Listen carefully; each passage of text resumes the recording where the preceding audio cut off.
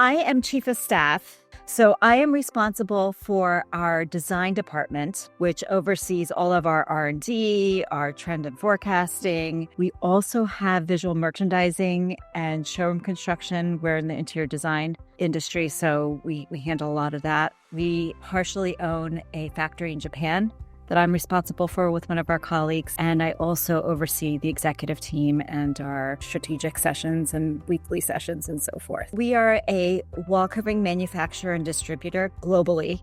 We're based out of New Jersey, as our headquarters are based here, as well as our main distribution center. And we service the high-end interior design industry. So we're B2B more so than B2C. My name is Reka Varga. I'm chief of staff here at Phillip Jeffries. I've been a member of the COO Alliance for 5 years now. I initially joined because I was looking for another group. I had been part of Vistage for a good number of years, and then I opted out for a few different reasons, and had been looking for something to fill the void. So they have 2 in-person events.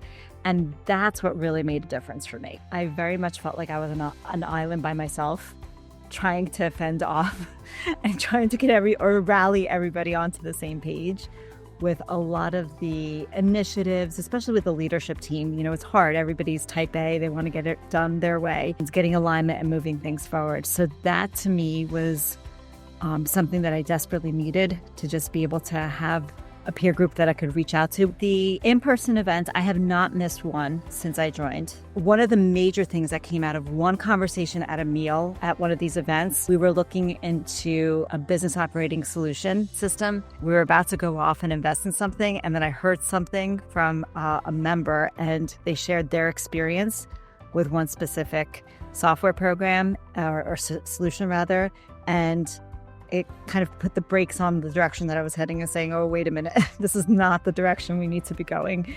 After hearing this, we really need to be heading in this direction. And it put me on the right track. We would have probably proceeded with what my original proposal was, or what the adjusted proposal was. I would say 18 months, and we would have said, oops, we made the wrong decision. And now it's too late to pivot because we're all committed to this. And it's too much of a lift to redo the work. I mean, easily a few $100,000, if not $500,000. We had one speaker specifically speak on metrics. He was fantastic.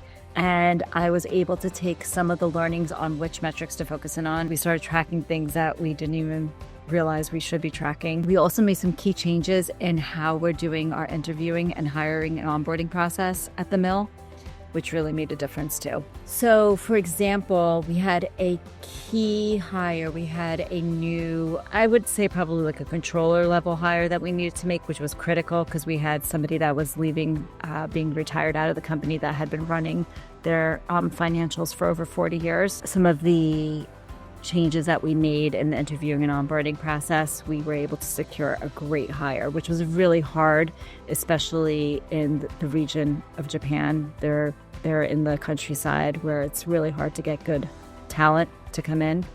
And we were able to secure somebody that was a bit younger, still experienced, and he's been on most of our strategic calls for the past year now. It would have taken a lot more lift from my colleague and I. Well, it's night and day. If there's any question, we're like, oh, we'll just post it in Circle.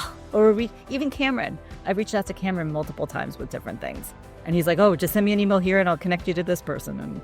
And I've gotten some great connections just by doing that. So I do not feel like I'm on an island anymore, for sure. To be able to connect with this peer group was priceless.